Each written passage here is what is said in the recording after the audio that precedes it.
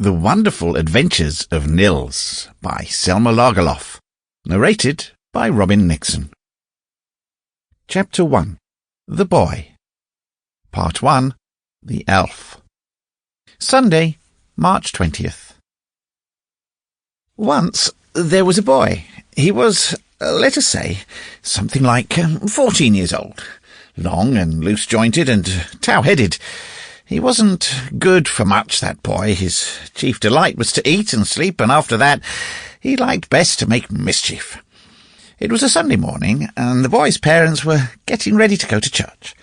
The boy sat on the edge of the table in his shirt-sleeves and thought how lucky it was that both father and mother were going away, and the coast would be clear for a couple of hours.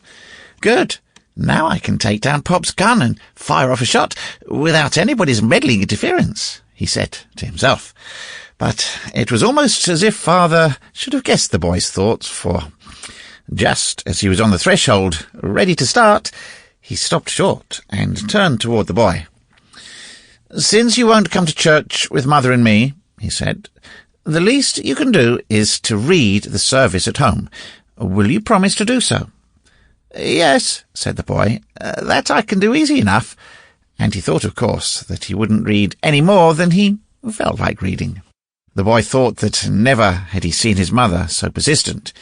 In a second she was over by the shelf near the fireplace and took down Luther's commentary and laid it on the table in front of the window, opened at the service for the day.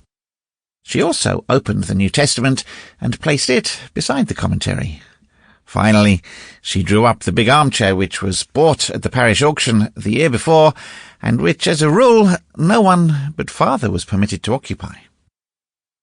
The boy sat thinking that his mother was giving herself altogether too much trouble with this spread, for he had no intention of reading more than a page or so.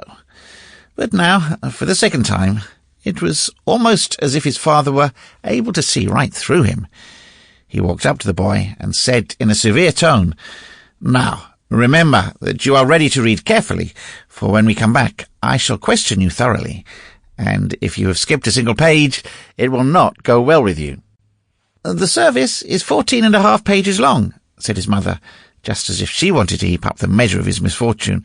"You'll have to sit down and begin the reading at once if you expect to get through with it." With that they departed, and as the boy stood in the doorway watching them, he thought that he had been caught in a trap.